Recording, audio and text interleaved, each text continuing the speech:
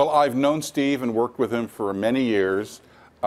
He has a very sound record on things that would concern your viewers, tax cuts, deregulation, a concern about the engine of growth in our economy and how to boost that 10 years after the Great Recession.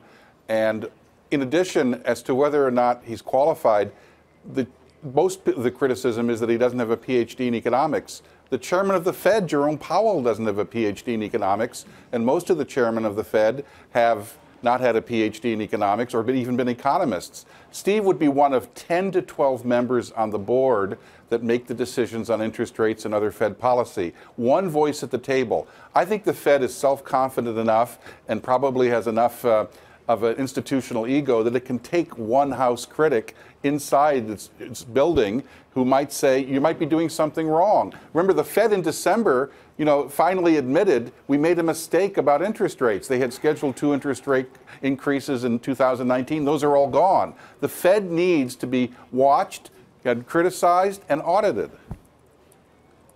Jimmy, do you think the reaction's been overdone or is legitimate?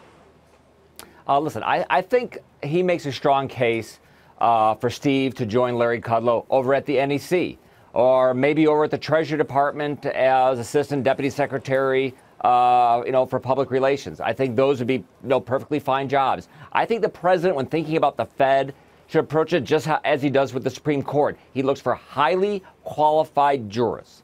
And I think at the Federal Reserve, it should be exactly the same thing. Highly qualified economists and people with deep financial and business backgrounds. I think that's the path to go. I think Steve's a great guy. I like Steve. I think this is not the right job for him. I think if they want to come up with, Ken Rogoff perhaps, if looking for conservatives who might be on the dovish side, that's a possibility. Neil Kashkari over at the Minneapolis Fed, another possibility. There are other options.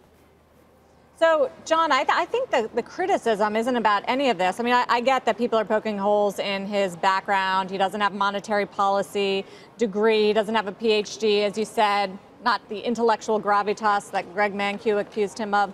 But the real concern here, I think why people are a little bit outraged about it, is the independence of the Federal Reserve. The fact that you don't usually appoint someone who has political views or is so outspokenly in support of the president. He wrote a book called Trumponomics. He comes out in his op-eds in the Wall Street Journal, including the one that reportedly got him in this position, talking about how Trump's economic plan has been so beneficial for this economy.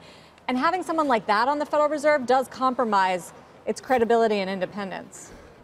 The Federal Reserve has been around over 100 years. I can assure you there have been many, many board members with strong political views.